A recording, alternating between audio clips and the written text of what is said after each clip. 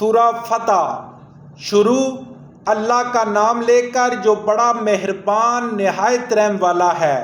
اے محمد صلی اللہ علیہ وآلہ وسلم، ہم نے تم کو فتح دی، فتح بھی صریح و صاف، تاکہ اللہ تمہارے اگلے اور پچھلے گناہ بخش دے اور تم پر اپنی نعمت پوری کر دے اور تم کو سیدھے رستے چلائے، اور اللہ تمہاری زبردست مدد کرے۔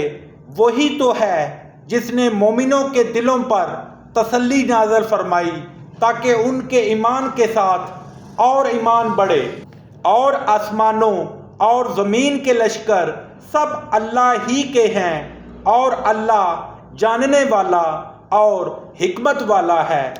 یہ اس لیے کہ وہ مومن مردوں اور مومن عورتوں کو بہشتوں میں جن کے نیچے نہریں بہہ رہی ہیں داخل کرے، وہ اس میں ہمیشہ رہیں گے، اور ان سے ان کے گناہوں کو دور کر دے، اور یہ اللہ کے نزدیک بڑی کامیابی ہے۔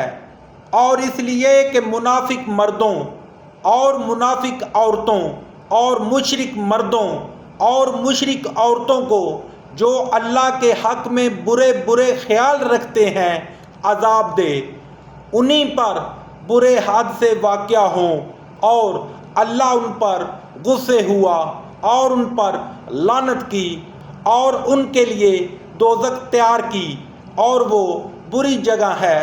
اور آسمانوں اور زمین کے لشکر اللہ ہی کے ہیں، اور اللہ غالب اور حکمت والا ہے۔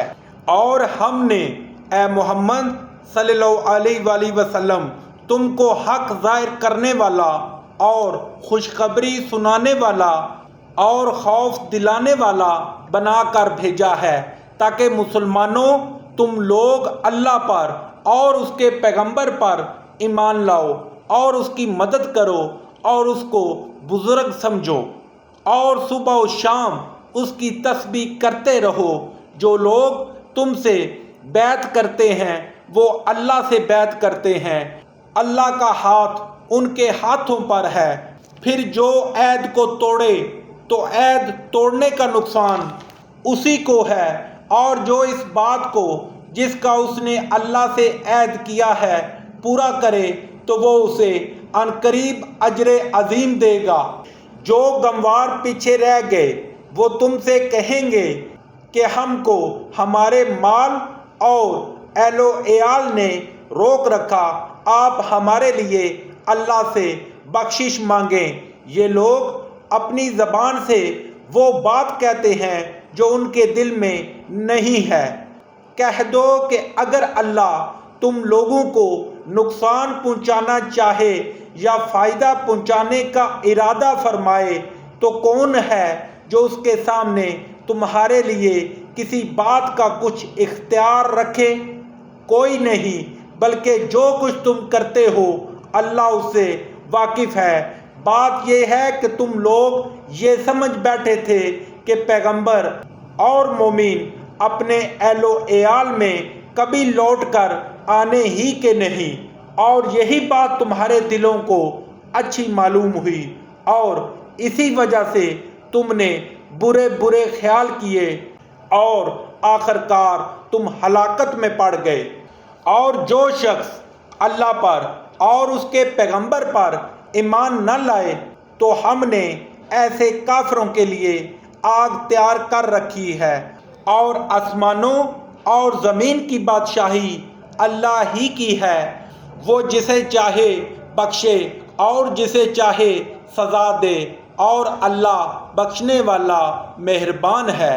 جب تم لوگ غنیمتیں لینے چلو گے تو جو لوگ پیچھے رہ گئے تھے وہ کہیں گے ہمیں بھی اجازت دیجیے کہ آپ کے ساتھ چلیں۔